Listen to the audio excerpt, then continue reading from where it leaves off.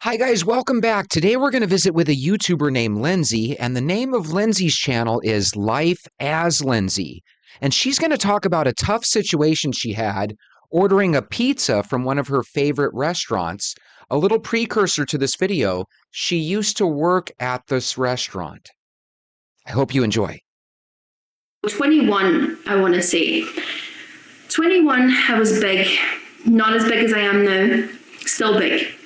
My boyfriend and I were having a pizza night, pizza and wings, and we decided to go pick it up because, we've ordered from before or got delivery and it's so close that we would just go pick it up.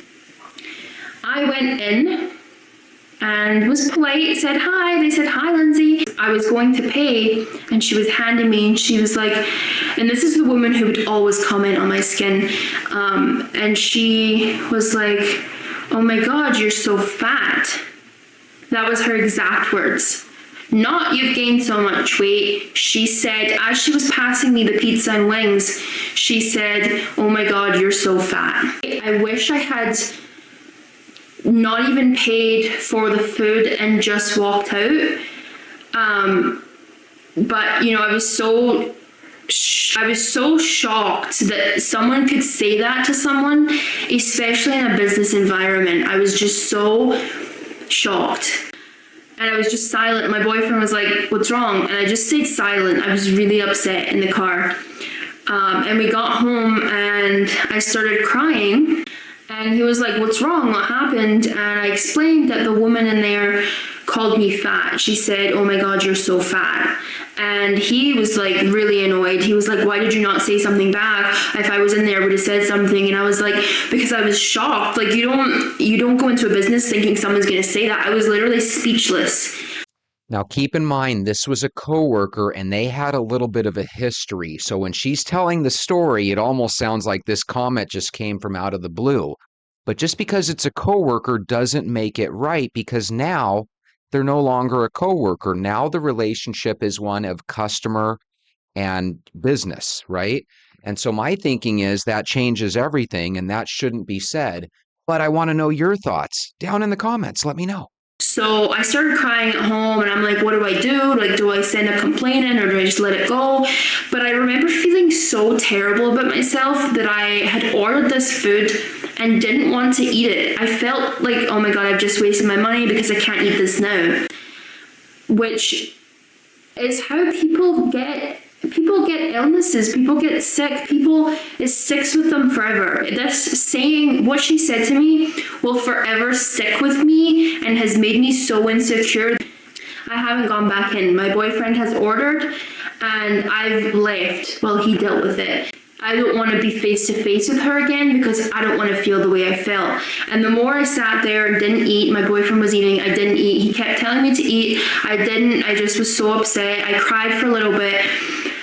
And then, of course, when you have a binge eating disorder, you get really upset and then you suddenly want to eat. So about an hour later, an hour and a half maybe, I finally finished crying and was like, you know what? I just want to eat. So I ate it.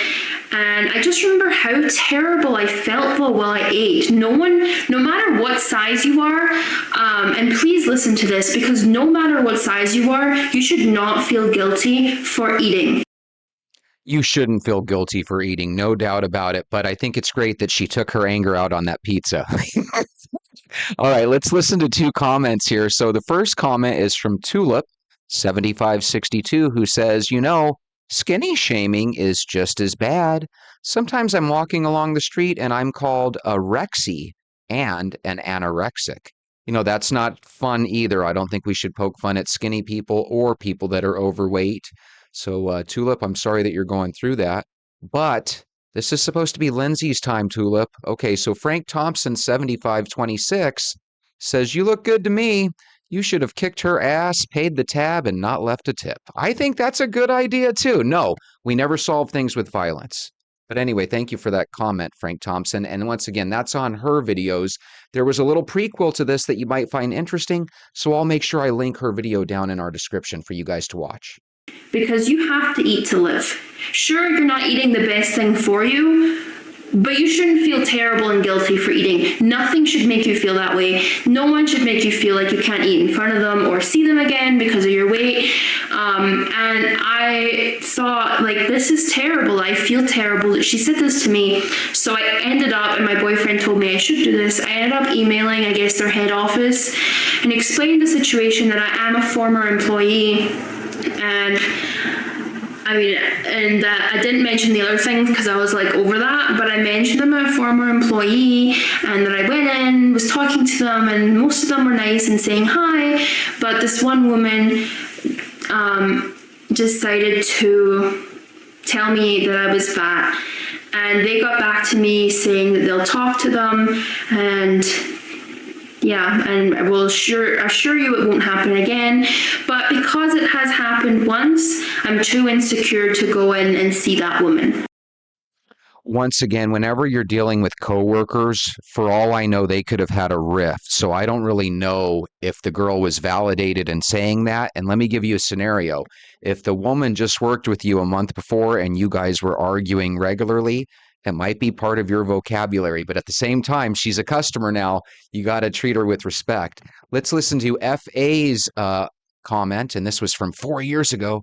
It says, "You are fat, and I don't get it. Why were you in shock that someone says that? Weren't you already aware of that? It's just a statement that is actually truth.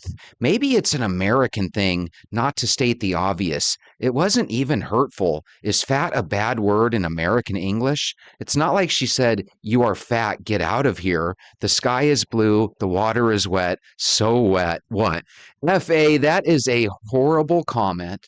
There's absolutely nothing to be gained that's positive out of there. So, Jesse, why did you share it? Bob, I wanted to share this because one of the weird things I noticed on Lindsay's comments was that instead of kind of agreeing with her that what she went through was traumatic, a lot of people kind of attacked her on her comments. And I just thought it was interesting, and I wanted to share that with you guys. What do you guys think down below? Let me know. So it's just one sentence, a few words can stick with you for life and make you feel so different about yourself and your confidence, because I don't have the confidence anymore to walk back into that restaurant and pick up food if I want to order food. So go ahead and share your story below. Because I've seen the comments in my videos. I've seen them. You guys are all so supportive and share your stories in the comments, and every single one of you that are subscribed is here to support me, and I would rather have a small number of actual supporters than thousands of people who are hating and throwing hate. So I'd like to think that we've started a pretty positive community in the comments on this channel.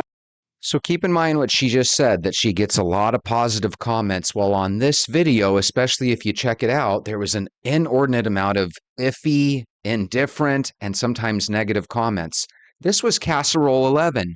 You started off saying it was probably a cultural thing. I can say from a Greek standpoint, at least, that it's completely normal for family to say, "I'm getting fat." They see it as a health concern, and frankly, I find it more helpful than when people sugarcoat things, as it can be confusing. At the end of the day, you accepted it as a cultural thing, then one day just decided not to go into work. As a business owner, that is so frustrating, and frankly, that was wrong on your part. I'm not saying what they did was right, but two wrongs don't make a right.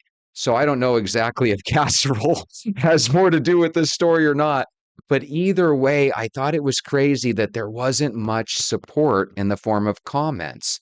All right, so next we're going to check out a YouTuber. The name of her channel is Crystal's Weight Loss Journey. Let's hear what Crystal has to say. Hope you enjoy. What is body shaming? So body shaming is, for example, somebody may go to the gym and they may be, a little on the heavier side, but then there's somebody else who's slim and trim and that looks at them and says, why are you here? And so that's body shaming. Body shaming is also when someone tells you you need to lose weight and because you're too big. You have to evaluate, before you respond, evaluate where that person is and say to yourself, why are they saying this? If they are slim, maybe they could be saying this to you because maybe you're married and they're not, or maybe you have kids and they don't, or maybe they're jealous of something in your life. So, hey, we really don't know why people do or say the things that they do, but I really take an evaluation of the person who's saying it.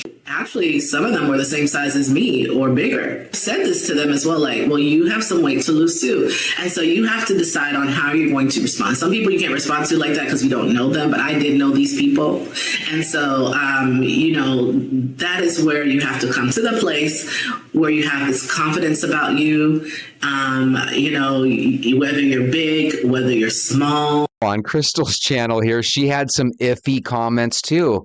This one is from Gray Warden Arletha Vicarian. I think I said that right. I was asked to send someone I met online a picture of my full body, so I did. I used to be thin, but I gained weight over the years. I used to weigh 50 kilos for a long time and gained 25 kilos in a 4-year period. He said it's fine, I don't have to feel uncomfortable, and so I thought, well, all right. Let's send him a picture my mother took. He used to tell me how beautiful I am inside and how pretty my face looks. He just replied with, okay, you need to eat less if you want to be seen with me. He doesn't answer me anymore. I deleted his number. How can someone say it's fine, I don't care how you look, and then say things that make you feel like shit? That's a tough deal because whenever you're trying to date somebody, you obviously want them to be attracted to you. But I agree with you. They shouldn't tell you that it's okay how you look. And then when you show them, they kind of flip the script on you. But at the same time, it's hard when you're dating somebody. You want to make sure you date somebody and that you're equally yoked. So again, tough one. But again, I want to know what you guys listening at home think about that. It doesn't matter what size you are. People even that are slimmer and are skinny too, they get sometimes body shaming too because they're too thin. You have to know to yourself and say, hey, and if you have those type of people around you, you definitely need to change your circle of people. You definitely need to get those people out of your ear. Get some friends who are going to encourage you. And I'm not saying to ignore, what they're saying. Sometimes what people may be saying may be partially true, yes, but sometimes people have to say it in a way, right, in the right way that's going to prompt you to want to change your eating. Like, hey, the right way to say it would be something like, hey, I'm losing weight too. You want to join me? Let's do this. Hey, I'm losing weight too. Do you want to join me? Let's do this. I love what her message is. The truth is there's a positive way to help people and there's a negative way. And there's one thing I can't stand when you're negative. It's the idea that you could be forcing somebody that's already having a challenging time with their weight to quit. And you never want to be the reason that somebody quits something, right? If they're going to quit it on their own accord, let them do it on their own accord. Don't push them into it.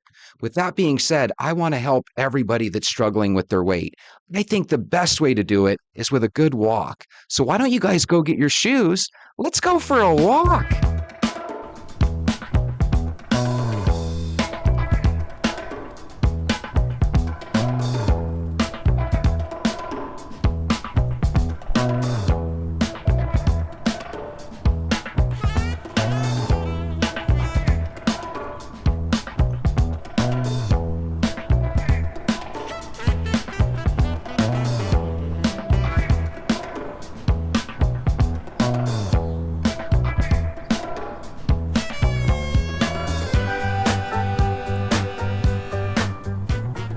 Good morning, venters. This is not a cyber attack. I repeat. So I just woke up literally 5 or 10 minutes ago. I was up editing late last night, and the first thing I watch on my YouTube feed this morning is the newsreel. And all 10 newsreels that I watch are talking about this CrowdStrike outage that CrowdStrike says is not a cyber attack, but, and I assume that it's not. But here's the interesting thing. This does give us a glimpse into what would happen if all of a sudden you woke up one day and you realized that there was a giant global cyber attack. You would have a situation where every single human being in every single airport would be grounded and stuck, and not necessarily for 8 hours. It might be for 8 days. It might be for 8 weeks. Could you imagine a situation? For right now, if you have one airport system that's down, it has a cascading effect, a domino effect, if you will, and it makes darn near every airport situation like it is now, where everything shuts down. And it makes sense. You know, you can't fly into one airport if they're having certain issues. If one particular airline is having issues, it affects everything. It's kind of fascinating. And apparently a lot of people are waking up to find out that their work laptops are blue screened. Guys, what do you do if today was actually a cyber attack? You could see just how crazy everything gets shut down. Because when I was a teenager, and if you guys are in your 50s, you probably remember this better than anybody. A lot of people and a lot of businesses, everything was duplicated. There was paper trails everywhere. Now a lot of things are backed up digitally. And when you no longer use paper trails, but you have digital trails, wow, it can really affect stuff. And here's the thing. Today's little non-cyber attack is affecting a lot of flights and a lot of computer-based laptops and computer-based programs for companies that apparently use this CrowdStrike software, right?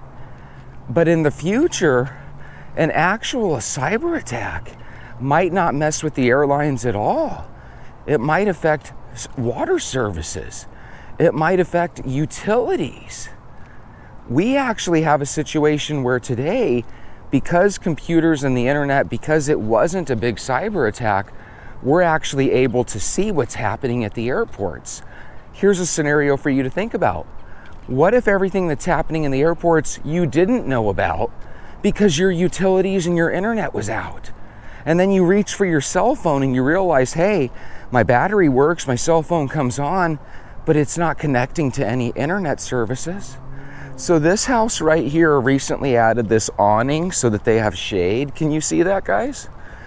That's fascinating. We don't have HOAs in this neighborhood because this neighborhood is kind of pre-HOA.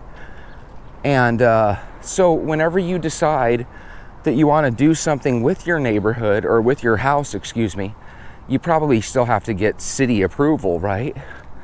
But city approval is usually pretty easy to get from what I understand. And yeah, they just created themselves undercover parking. Congratulations, neighbors of mine. If you yourself have a really cool parking situation, maybe you own one of these houses that has a giant RV gate and you're able to kind of park your RV vehicle on the side of your house or something, let us know. I think those things are fascinating.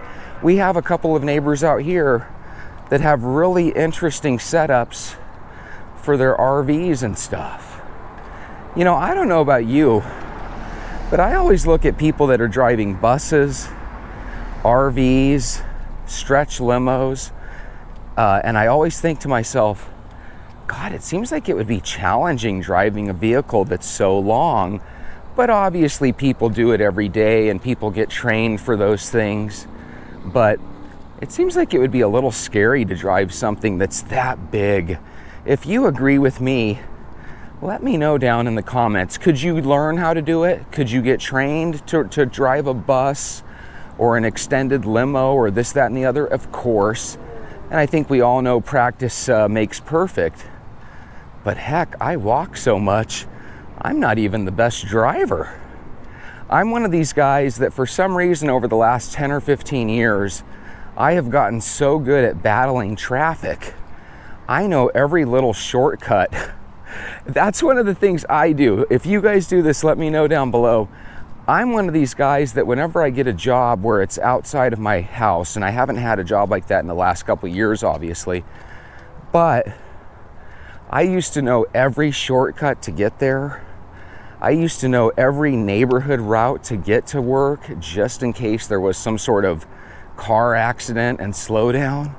And I used to find ways to make a 1-hour drive closer to 45 minutes because I knew how to avoid streets where there was excess traffic for streets that maybe there was no traffic at all. And I used to like really enjoy that part. I used to like get so excited that, hey, I found a way to cut 3 minutes off of my commute, you know? Sometimes you get victories in the weirdest, goofiest of ways. And today I get a victory in this CrowdStrike thing because of the fact that it's not a cyber attack. This is just going to be a piece of crap situation, right? It's just going to be an irritant for a lot of people, especially if you're trying to catch a flight. But the reality is, it's just going to be a temporary inconvenience where we have to use our imagination for that really fun end of the year apocalyptic situation. End of the world, not end of the year. I just woke up. You got to start to think, just multiply it out. What if airports didn't work not for a couple of hours or not for a day? What if you couldn't catch a flight and make things work airport wise for a week? God, that would be crazy. Could you imagine if your job was waiting for you to return and you were stuck in Europe for a week, you know? Could you imagine what's going to happen if everybody's flight ends up not leaving today? That's crazy. I love this shit. That's the advantage of being a walker and going on staycations instead of vacations. Sometimes you can look around and say, hey, I'm glad I decided not to leave town. But I know some of you guys have weddings. I know some of you guys have birthdays coming up, and just like Sean, who recently returned from Jamaica, right, Sean, or was it the Bahamas? Either way, doesn't matter, works out the same. At least you happen to go on your trip and not be affected by this outage. If any of you guys have a situation where your work Microsoft products aren't working, let me know, and I could be amongst you. I just don't know yet. I haven't turned on my work computer. If my work computer is out, will I shed a tear? Probably not. God, I love these walks. If you love your walk, let me know down in the comment in all caps. I love walking. Let's do that. Let's make it a hashtag I love walking. See if we can get the world to walk. Is there any of you that share my goal? Do you like the idea of getting the world to walk? I want to have a situation where one day, when we're outside on our walk, I want a situation where all of a sudden, instead of being the only SOB out here walking, I want us to be one of thousands that are walking every neighborhood. God, could you imagine if you actually changed the world? We could do this together, you know? All of a sudden, everybody starts getting their sister or their brother to walk with them, like Rochelle. Maybe you get your grandkids to walk with you.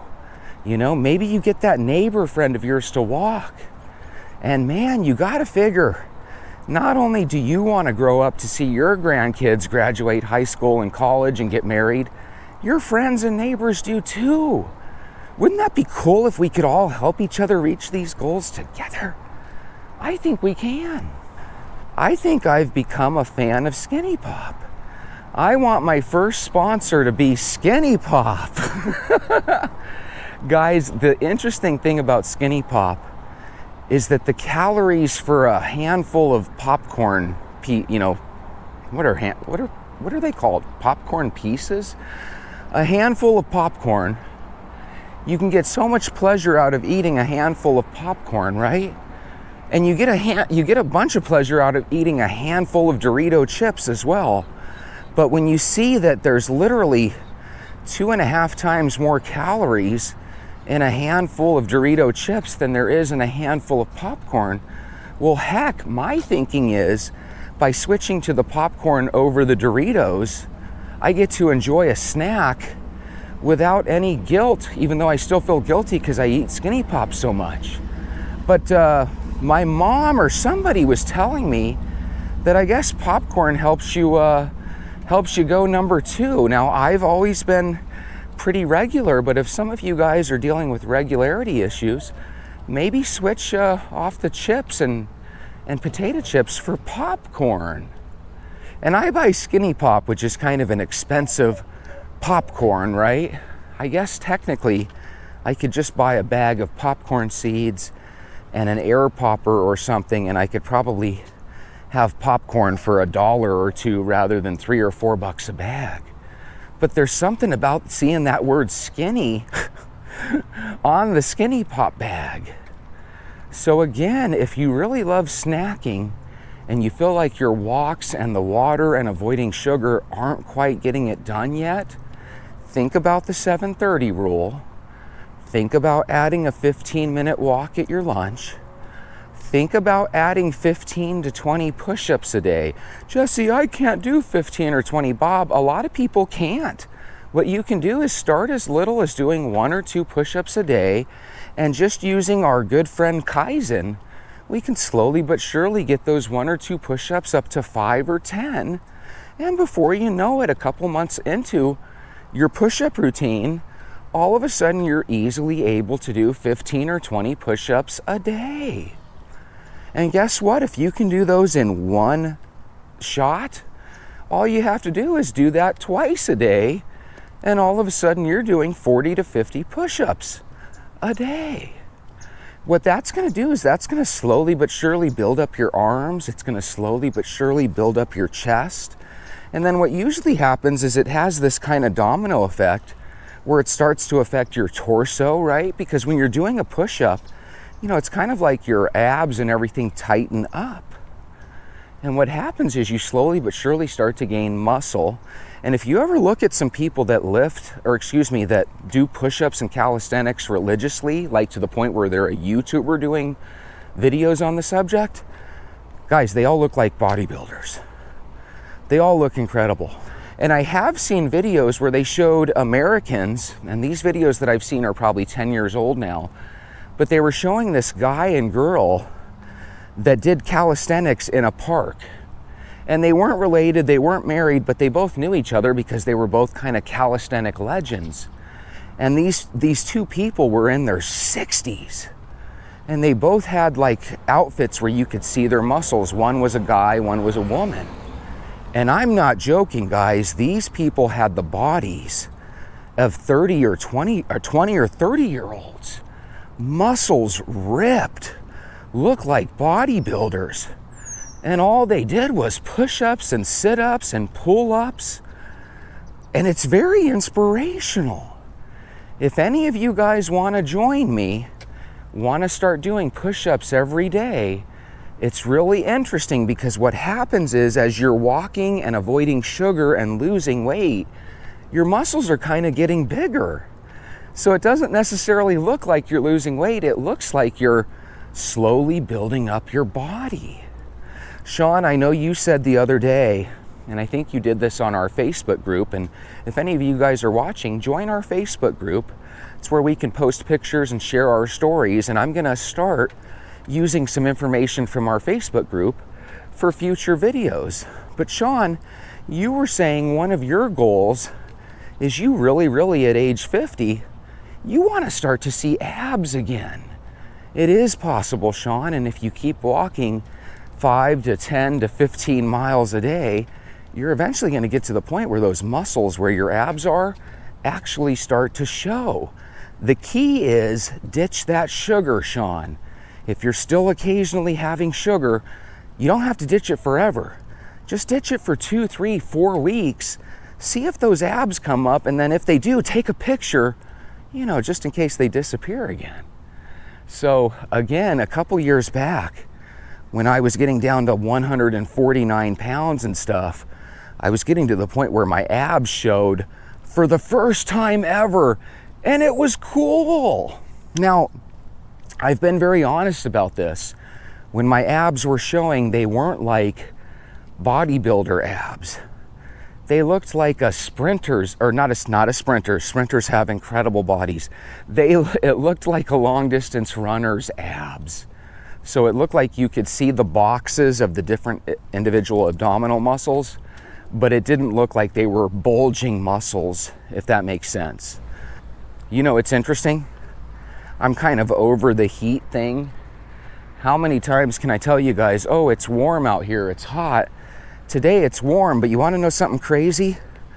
Yesterday it got up to 109, and because the previous week it had gotten up as high as 118, 119, the 109 felt decent.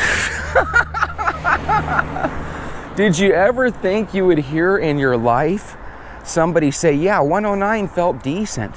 The only way 109 feels good is if you felt 118 or 119 before, you know? That's kind of how weight is. You can get to the point where you're like, hey, I lost 3 pounds and that feels good. Why? Because I've gained 5 pounds before, you know? Keep walking, keep trucking. If you've experienced the hottest day of the year, it's gonna get cooler. Let's stay strong. There's also another equalizing factor that's happening. As the temperature is rising, the weight on the scale is starting to go down for many of us. And when the weight on the scale goes down, guess what? You tend to get a little bit cooler and more acclimated when it comes to body temperature. So all of a sudden, if you've lost 10 or 15 pounds, that 100-degree weather outside, it probably only feels like 90. Conversely, what happens when we gain 10 or 15 pounds? All of a sudden, we're sweating like crazy, and we're not used to it. But the reality is, you're wearing an extra 5, 10, 15 pounds of fat on your body, no different than wearing a jacket. Who the heck would want to wear a jacket during the summer? Nobody. One of the things that our workers out here do, and when I say workers, I mean people that work outside, they'll actually wear full-blown pants, long sleeve shirts, and then hard hats or hats. And you might think, golly, that seems cruel to have to work in that get-up, you know, when you're working in the summer in Arizona. But from what I understand, when you're wearing a long sleeve shirt and different things, it actually helps keep the sun from burning your skin. So, you know, apparently once you get sweated up, having the long sleeve shirt and the pants on probably has a couple of advantages if you're outside working in the sun all day. Now, a lot of people have been told over the last handful of years that, hey, if you're not going to go get yourself a degree at the university or college level, go to the trade schools. And so in Arizona, a lot of people become HVAC people, right? Where they're dealing with heating, ventilation, and air conditioning. So a lot of times this time of year, you'll actually see people, again, fully dressed up in long sleeve shirts, and they'll be on top of a roof fixing somebody's air conditioning. So imagine it's 110 degrees, your air conditioning goes out, you're miserable. You call it the AC guy. The AC guy comes in his full long sleeve shirt and goes up and works on your air conditioning for the next 45 minutes to an hour up on your roof. Oh my God, could you imagine that? No wonder those people get paid nicely. So again, if you're an up and coming person, you don't know what the heck to do with your life, but you're still in your 20s and you've got plenty of energy and excitement about the future, think about going into the trades. And here, once again, I don't know how people do it. If you're up on the roof and it's 120 degrees, and think about what the roof is, guys, there's nothing to shade you up there. Oh my goodness, you got to go through a little misery for that type of job. Same with construction workers. Same with people that do houses and stuff and build houses. Man, you men and women that do that are studs as far as I'm concerned. Anybody can be on the rooftop during the winter when it's nice and cool out, right? But when you guys are up there and it's 110 degrees out, wow, that's impressive. You know, that's one of those things where you can say, you know what, I wish I was a doctor or a lawyer or some rich businessman, but my job entails me doing manual labor. And you want to know something? We've grown up telling ourselves that, hey, you don't want to be stuck in a manual labor job. Go get a degree. You know, make sure that you have a nice job that pays 6 figures and this, that, and the other with all these fringe benefits, right? But the reality is, if you're out there working for a living, sweating for a living, good for you. I'm impressed. I really am. When I say, wow, I don't know how you do it, that's me saying because you do it, you're a superman, you're a superwoman as far as I'm concerned, you know? So again, if you're one of these people that you earn money by the sweat off your brow, hold your head up. You are an amazing person. I think people need to be told that what they do is impressive. There's value with it. If you're a single mom or a single dad, what you do is impressive. People should let you know. Oh my God, speak of the devil. There's a guy up there working on the air conditioning for the school there. Speak of the devil. I'm telling you, we have predictive powers, don't we? What makes us think about something and then it pops up on our phone? We are told that it's our phone spying on us, and it probably is. But again, what if it's kind of a 50-50 thing? What if, yeah, your phone does listen to what you're saying, but how do you explain those moments where you're not even talking about something, you're just thinking about it, and all of a sudden it pops up? Now, I hear a lot of conspiracy theories, which are kind of fun to delve into, and the conspiracy theories go like this.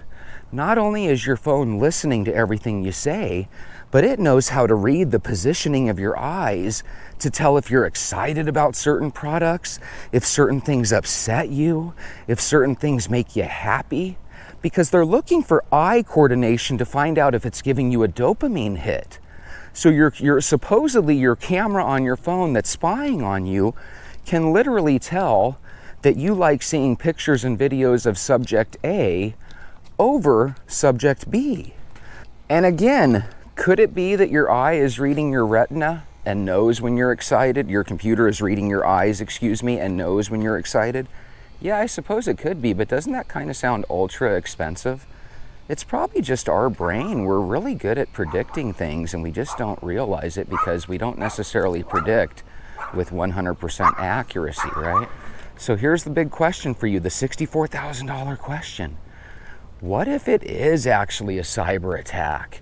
Is there a chance that our country or that the world, when it comes to communications, is there a chance they would leave us in the dark, and in an attempt not to freak us out, is there the idea that they wouldn't tell us?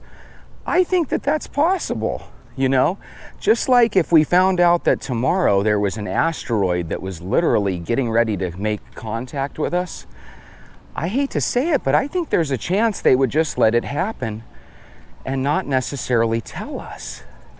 Now, don't get me wrong, every time they tell us about Apophis or this, that, and the other when it comes to asteroids and stuff and comets, whenever they talk about these things, they always tell us, oh, it's going to come within 80,000 miles of the US, and if it doesn't hit this perfect keyhole, we're good. The reason they're telling us this stuff is because the odds are 1 in 1,000 that it's going to happen, or 1 in 10,000, right? So they feel pretty okay about telling us. But what if the odds were 1 in 3 or 1 in 2 or 1 in 1? Would they tell us? I don't think they would.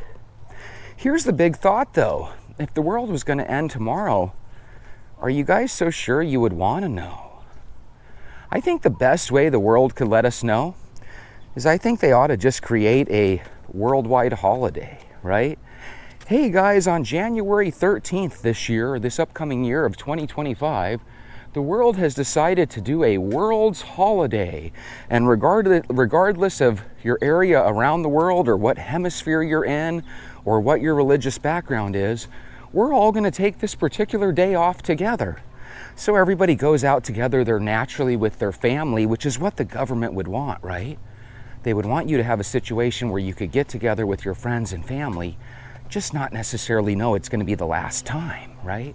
Meanwhile, like bugs, all the rich people and the politicians go into their underground bunkers, and all of a sudden we're like, hey, look, there's a second sun in the... oh my God, there's 3 or 4 suns in the sky, and all of a sudden the world ends, you know? That would be the way to do it. So if you're a government around the world, get together with other worldwide leaders and let's make that the plan, that we're going to come up with a world holiday, and we're not going to bust out that world holiday till we are for sure that the asteroid's going to hit us within 72 hours. And then that's how I think that's how I would do it. If I were king of the world, I would establish a world holiday on the day that the comet or the asteroid is supposed to hit. I guess comets don't really hit your planet, right? But asteroids probably do. So again, that would be my plan to keep us all safe from looting and all that. You know, are you really going to loot if there's only one day left in the world? Probably not. But I don't think they should tell us. Ignorance is bliss. We don't need that stress. Anyway, speaking of stress, man, just walking for this half hour, I feel better about this outage with the computers anyway. Have a beautiful day. I'll see you guys tomorrow.